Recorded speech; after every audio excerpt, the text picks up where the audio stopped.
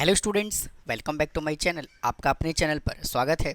Student, आज के हम इस क्लास में मैट्रिक्स को हम किस तरह से मल्टीप्लाई करते हैं इसको डिटेल में डिस्कस करेंगे। यानी कि ये जो वीडियो होने वाला है मैट्रिक्स मल्टीप्लिकेशन का डिटेल इंट्रोडक्शन पार्ट होने वाला है। और इससे पहले मैं आपको बताऊं कि एक्सरसाइज नंबर 3.1, 3.2 मैंने कंप्लीट सॉल्यूशन अपलोड किया हुआ है, लिंक आपको डिस्क्रिप्शन में मिल जाएगा। बिल्कुल नए सिरे से सिलेबस को मैं चलाता चला रहा हूँ। तो आइए आज की कहानी को शुरू करते हैं और बात करते हैं मैट्रिक्स मल्टीप्लिकेशन की। तो स्टूडेंट, जब हम दो या दो से ज़्यादा मैट्रिक्स को हम ऐड कर रहे थे ना, तो ऐड करने का क्या कंडीशन था? दो मैट्रिक्स को हम तभी ऐड कर सकते थे जब वो दोनों के दोनों जो मैट्रिक्स हैं उनका ऑर्डर सेम होना चाहिए। अगर मैट्रिक्स का ऑर्डर सेम नहीं होगा तो हम उसको ऐड या सब्ट्रैक्ट नहीं कर सकते थे। लेकिन मल्टीप्लिकेशन में क्या होगा, आइए इसको समझते हैं। देखिए, किसी भी दो मैट्रिक्स को मल्टीप्लाई करने के लिए कंडीशन नंबर 1 क्या होना चाहिए? देखिए, मैं यहाँ से एक ए मैट्रिक्स लिखता हूँ। मान लेते हैं 2, 4, 7 और 8। पहले हम बिल्कुल समझेंगे इसको, उसके बाद मैं डेफिनेशन पे लेकर के चलूँगा आपको। और एक बी मैट्रिक्स में ले लेता हूँ। बी मैट्रिक्स मैंने मान लिया -1, 3, 4 और 8। अब देखिए, ये किस ऑर्डर का मैट्रिक्स है? 2 इंटू 2। और ये किस ऑर्डर का मैट्रिक्स है? 2 इंटू 2। तो किसी भी दो मैट्रिक्स को तभी मल्टीप्लाई किया जा सकता है जब column of the first matrix, ठीक है, यानी कि ये क्या रिप्रेजेंट कर रहा होता है? कॉलम को रिप्रेजेंट कर रहा होता है। Column of the first matrix, बहुत ध्यान से सुनिएगा, column of the first matrix और row of the second matrix, दोनों जो है वो क्या होना चाहिए? सेम होना चाहिए। अगर यहाँ पे 2 है और यहाँ पे 2 है तभी हम इन दोनों को मल्टीप्लाई कर सकते हैं, अदरवाइज मल्टीप्लाई नहीं कर सकते हैं। देखिए, अगर ये दोनों सेम है तो हम इनको मल्टीप्लाई कर सकते हैं। अच्छा, और मल्टीप्लाई करने के बाद क्या ऑर्डर मिलेगा आपको? मल्टीप्लाई करने के बाद आपको 2 इंटू 2 ऑर्डर का मैट्रिक्स मिलेगा। जबकि जबकि एडिशन सब्ट्रैक्शन में ऐसा नहीं होता था। जिस ऑर्डर का मैट्रिक्स हमें गिवन होता था एडिंग और सब्ट्रैक्टिंग में, सेम हमें उसी ऑर्डर का मैट्रिक्स मिलता था। बट यहाँ पे ऑलवेज ऐसा नहीं होगा, हम आगे इसी वीडियो में डिस्कस करने वाले हैं, तो परेशान होने की आपको ज़रूरत बिल्कुल भी नहीं है। ठीक है, तो इसको मल्टीप्लाई कब कर सकते हैं? जब फर्स्ट मैट्रिक्स का कॉलम और सेकेंड मैट्रिक्स का रो अगर इक्वल होगा तभी हम इन दोनों को मल्टीप्लाई कर सकते हैं, अदरवाइज इसको हम मल्टीप्लाई नहीं कर सकते। अच्छा, और ये मल्टीप्लिकेशन के बाद जो ऑर्डर आएगा वो 2 इंटू 2 ऑर्डर का आएगा। तो आइए इसको मल्टीप्लाई करना सीखते हैं, बहुत आराम आराम से धीरे धीरे कहानी को आगे बढ़ाएंगे। 2, 4, 7 और 8। मल्टीप्लिकेशन जो है थोड़ा सा डिफरेंट है एडिशन और सब्ट्रैक्शन से, तो बहुत ही ध्यान से आप इसको समझिएगा और प्रैक्टिस करोगे तभी आप मैट्रिक्स का मल्टीप्लिकेशन आराम से कर पाओगे, नहीं तो बार बार आप कंफ्यूज हो जाओगे। देखिए, बहुत ध्यान से समझोगे कैसे मल्टीप्लाई करना है। हम मल्टीप्लाई करते हैं रो इंटू कॉलम। भैया, हम कैसे मल्टीप्लाई करते हैं? Rho into column. कैसे? देखिए भैया, सबसे पहले आपको क्या करना है? सबसे पहले क्या करना है, इस रो को पिक कर लेना है, इस रो को पिक करना है और फर्स्ट रो की मल्टीप्लिकेशन फर्स्ट कॉलम के साथ और सेकंड कॉलम के साथ करना है। कैसे? देखिए, सबसे पहले क्या लिखोगे? 2। भाई ये 2 की मल्टीप्लिकेशन करोगे -1 के साथ, तो 2 इंटू -1। फिर यहाँ पे साइन लगाओगे पॉजिटिव का। फिर 4 की मल्टीप्लिकेशन करोगे 4 के साथ, 4 इंटू 4। ठीक है ना? अब क्या करोगे? देखिए, अब अगला स्टेप क्या है? फिर वापस से 2 की मल्टीप्लिकेशन करोगे किसके साथ? 3 के साथ, तो 2 इंटू 3। फिर प्लस, फिर 4 की मल्टीप्लिकेशन करोगे किसके साथ? 8 के साथ, तो 4 इंटू 8। समझ आ गया? अच्छा, हमने फर्स्ट रो की मल्टीप्लिकेशन इस फर्स्ट कॉलम और सेकंड कॉलम के साथ कर दिया। अब हमें क्या करना है? अब हमें सेकंड रो की मल्टीप्लिकेशन करना है फर्स्ट रो और फर्स्ट कॉलम के साथ। देखिए कैसे, पहले मैं इसको थोड़ा सा हटा देता हूँ ताकि मैं आपको और क्लियरली समझा पाऊँ। देखिए, अब क्या करोगे? आपको इसको पिक करना है, सेकंड रो को पिक करना है और सेकंड रो की मल्टीप्लिकेशन इसके साथ और इसके साथ करना है। ठीक है जी। तो 7 को मल्टीप्लाई करोगे -1 के साथ, तो 7 इंटू -1 फिर प्लस 8 को करोगे 4 के साथ, 8 इंटू 4। अब क्या करोगे वापस से, अब 7 की मल्टीप्लिकेशन 3 के साथ, 7 इंटू 3 फिर प्लस, फिर 8 की मल्टीप्लिकेशन 8 के साथ, 8 इंटू 8। तो ये है जी मैट्रिक्स का मल्टीप्लिकेशन। 2 माइनस 1 कितना आएगा, -2। 4 4 जा होता है 16, 3 2 जा 6 प्लस 48 सॉरी 32, 8 4 जा 32, और -1 सॉरी -7 और प्लस का 60 प्लस 34 प्लस 32, और 7 3 जा 21 और प्लस 64। इसको सॉल्व कर लीजिए, कितना आएगा 14। इसको सॉल्व करोगे 38, इसको माइनस करोगे 25, और इसको सॉल्व करोगे 5 और आ जाएगा 8। ठीक है। तो अभी अभी मैंने क्या समझाया था कि मैट्रिक्स को मल्टीप्लाई करने के बाद जो ऑर्डर आएगा वो ये ऑर्डर को रिप्रेजेंट कर रहा होता है। आप चेक कीजिए 2 इंटू 2 ऑर्डर का मैट्रिक्स है कि नहीं है ना। आइए एक एग्जांपल और लेते हैं, बहुत ध्यान से समझिएगा इन चीज़ों को। देखिए एक एग्जांपल और लेते हैं, फिर डेफिनेशन पे चलेंगे। जैसे मान लीजिए एक मैट्रिक्स में ले रहा हूँ 2 3 4 7 1 और 8, और एक मैट्रिक्स में ले रहा हूँ 3 7 2, ऐसे कर लेते हैं इसको 3 7 2 4 1 2।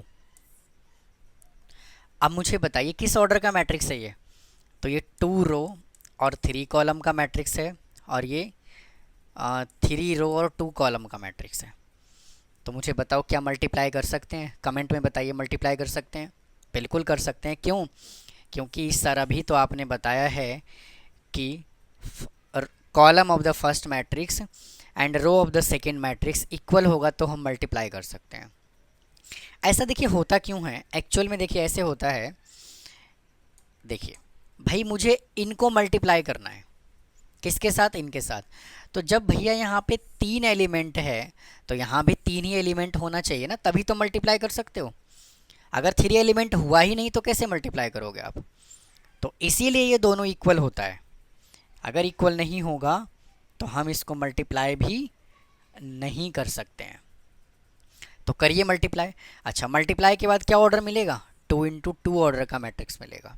आइए 2 को 3 से मल्टीप्लाई कीजिए 6, फिर प्लस 3 को 2 से मल्टीप्लाई कीजिए 6, फिर प्लस 4 को 1 से मल्टीप्लाई कीजिए 4, फिर वापस से 2 को मल्टीप्लाई करोगे 7 के साथ 14, 3 को करोगे 4 के साथ 12, और 4 को करोगे 2 के साथ तो 8। अब इसका मल्टीप्लिकेशन हमने इन तीनों के साथ कर दिया। अब 7 की मल्टीप्लिकेशन 3 के साथ तो कितना आएगा 21, 1 को 2 से करोगे 2, फिर 8 को 1 से करोगे 8, वापस से मल्टीप्लाई किससे करोगे, 7 को 7 के साथ 49, 1 को 4 के साथ 4, और 8 को 2 के साथ 16। इसको सॉल्व कर लीजिए।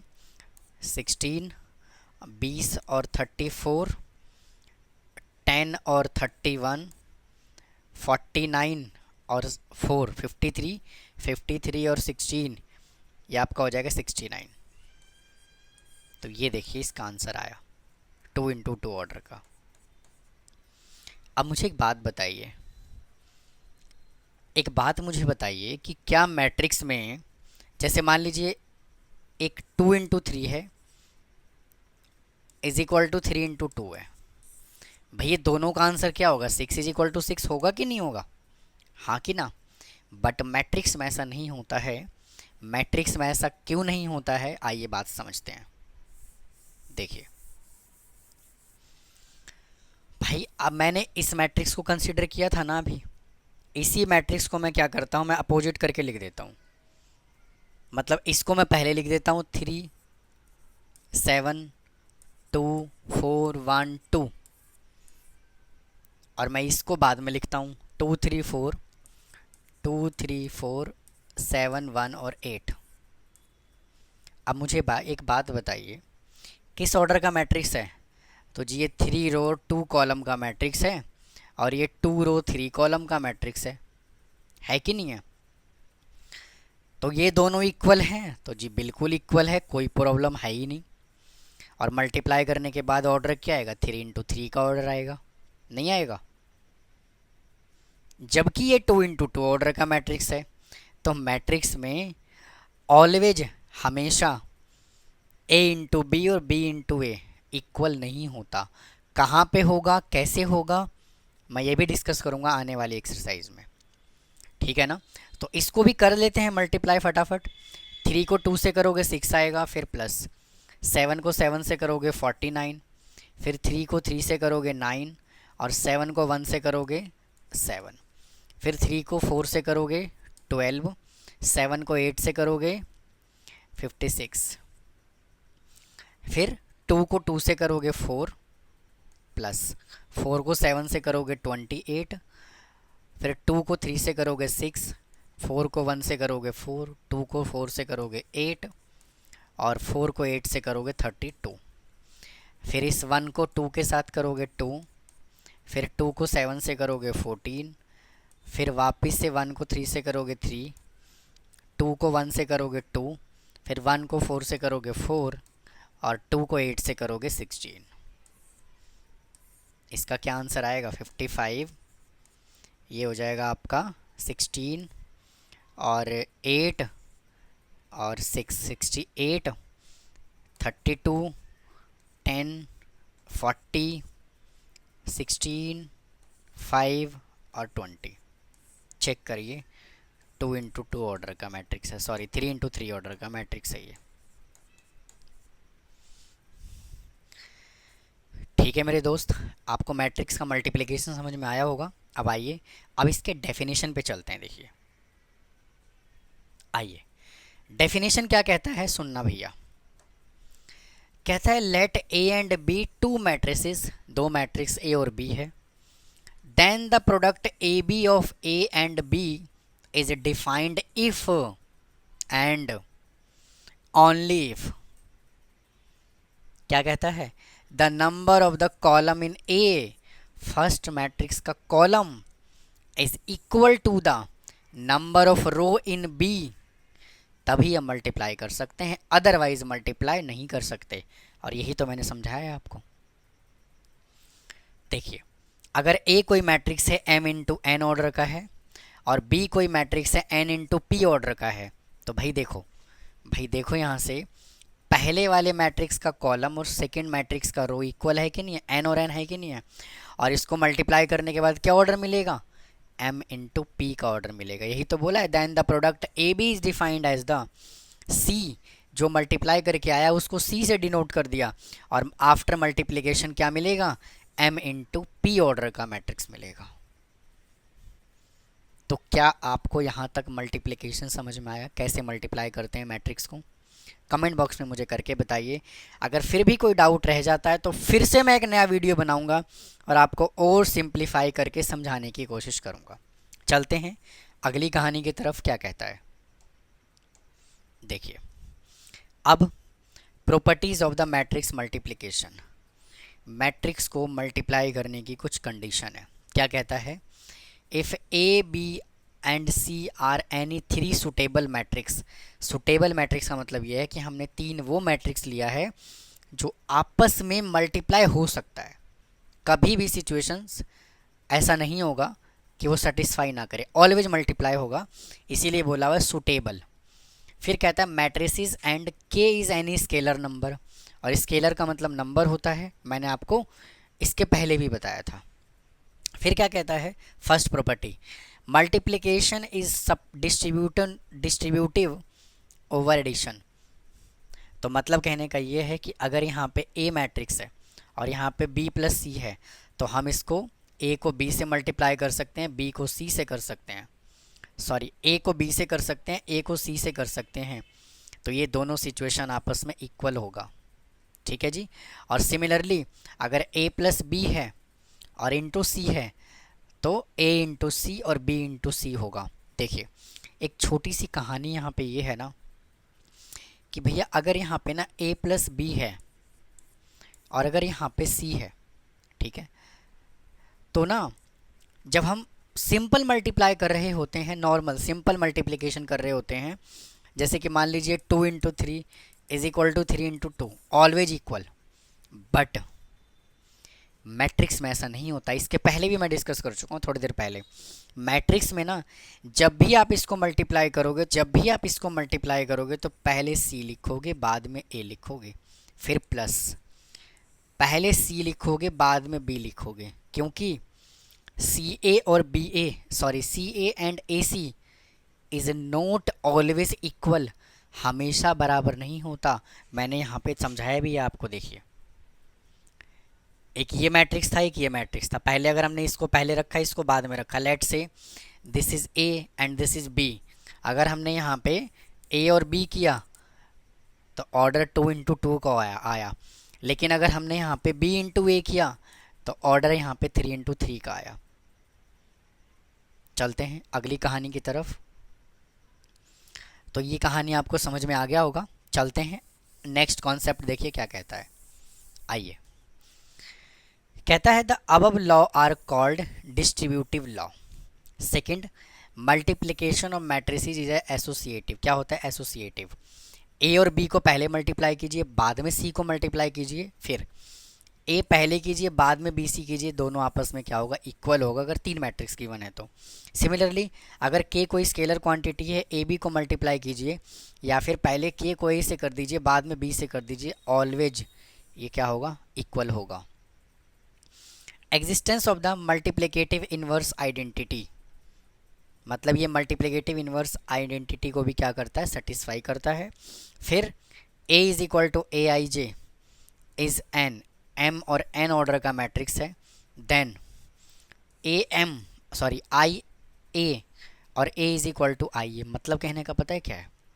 मतलब यहाँ पे कहने का ये है कि अगर कोई a मैट्रिक्स है और उसको हम आइडेंटिटी मैट्रिक्स से मल्टीप्लाई करेंगे, आई मीन यूनिट मैट्रिक्स से मल्टीप्लाई करेंगे, तो ऑलवेज आंसर क्या आएगा ए आएगा। या तो ए आई लिख दीजिए चाहे आई ए लिख दीजिए, हमेशा वो क्या होगा ए होगा। बट मल्टीप्लिकेशन के लिए मैट्रिक्स सुटेबल होना चाहिए। आइए इसको वेरीफाई करा देता हूँ मैं एक बार। इसको मैं वेरीफाई करा देता हूँ। जैसे मान लीजिए यहाँ पे मैट्रिक्स है 2 4 6 और -3 और आइडेंटिटी मैट्रिक्स है 1 0 0 1। तो करो मल्टीप्लाई। 2 को 1 से करोगे 2 आएगा, 4 को 0 से करोगे 0 आएगा, 2 को 0 से करोगे 0 आएगा, 4 को 1 से करोगे 4 आएगा, 6 को 1 से करोगे 6 आएगा, -3 को 0 से करोगे 0 आएगा, 6 को 0 से करोगे 0 आएगा, -3 को 1 से करोगे -3 आएगा। चेक करो ना, आपको वापस से यही मिलेगा कि नहीं मिलेगा? कोई दिक्कत है तो बताओ। चलते हैं अगले कहानी की तरफ। The product of any matrices and suitable null matrix is a null matrix.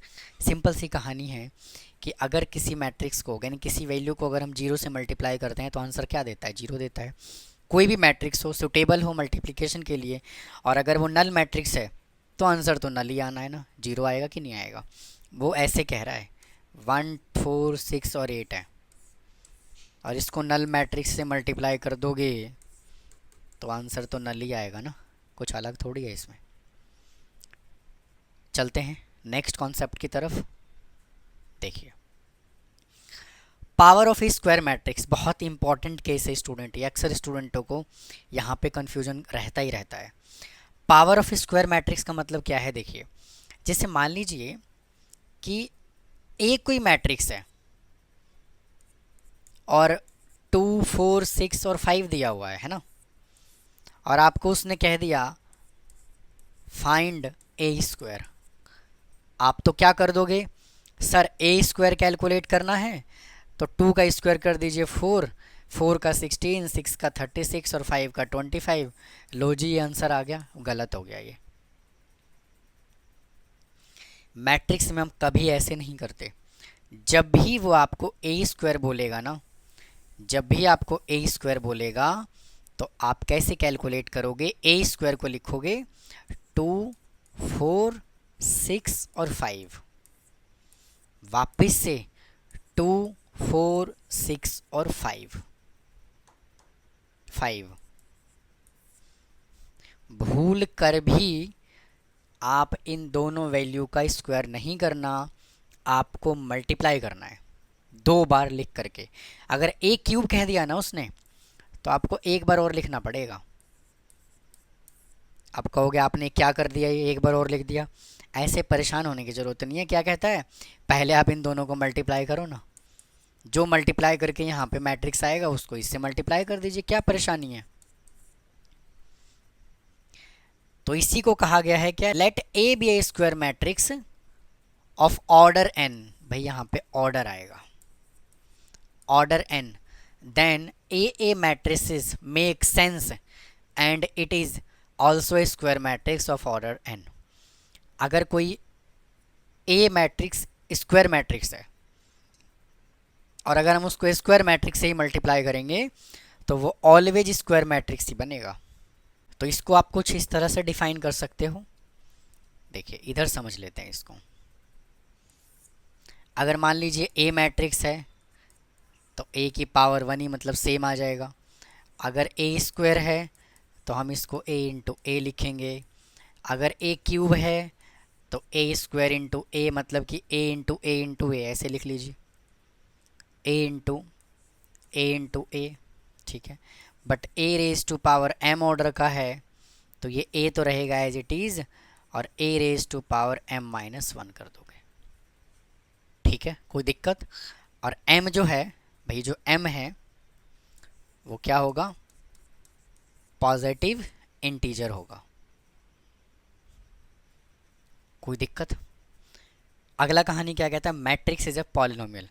अब मैट्रिक्स पॉलिनोमियल क्या कहता है, देखिए बहुत सिंपल कहानी है ये। जैसे मान लीजिए आपको एक फंक्शन उसने दे दिया F X is equal to, भाई उसने एक फंक्शन दे दिया आपको F X is equal to X square plus 7x plus 2i कह देते हैं इसको, ठीक है ना। और आपको एफ ए निकालना है। ए कोई मैट्रिक्स दिया हुआ है, ए कोई मैट्रिक्स दिया हुआ है 3, -1, 7, -3, और उसने कह दिया कैलकुलेट एफ ए। तो कुछ नया थोड़ी है, कुछ नया नहीं है इसके अंदर। x की जगह पे क्या कर दो, a पुट कर दो, तो क्या होगा ए square plus 7a plus 2i, ये कैलकुलेट करना है। तो यही उसको कहा हुआ है उसने मैट्रिक्स इन पॉलिनोमियल। मतलब अगर कैलकुलेट करना है तो कैसे करोगे, देखो एफ ए कैलकुलेट करना है ना, तो ए स्क्वायर है 3 -1 7 -3, फिर वापस से 3 -1 7 -3, फिर लिखा यहाँ पे प्लस 7a 3 -1 7 -3, फिर लिखा उसने 2i, तो 2 और i मैट्रिक्स के आगे उसने कोई ऑर्डर नहीं दिया, 2 × 2 ऑर्डर का है, 3 × 3 ऑर्डर का है। तो ये ऑटोमेटिक, जब कोई भी ऑर्डर नहीं दिया हुआ है तो ऑटोमेटिक, अगर ये 2 × 2 ऑर्डर का मैट्रिक्स है तो हम 2 × 2 ऑर्डर का मैट्रिक्स यहाँ पे लिख देंगे बिल्कुल एज इट इज़। कैसे, 1 0 0 1। इसका मतलब स्टूडेंट ये है। तो ये था स्टूडेंट मैट्रिक्स का डिटेल इंट्रोडक्शन। हम किसी भी मैट्रिक्स को मल्टीप्लाई कब करते हैं, कैसे करते हैं, आफ्टर मल्टीप्लिकेशन ऑर्डर क्या आता है, इनके प्रॉपर्टीज़ क्या हैं, हमने इस वीडियो में डिस्कस किया है। आने वाले वीडियो में आपको इसी की एक्सरसाइज मिलेगी। तो फिर मिलता हूँ इसके नेक्स्ट पार्ट में। थैंक यू, धन्यवाद।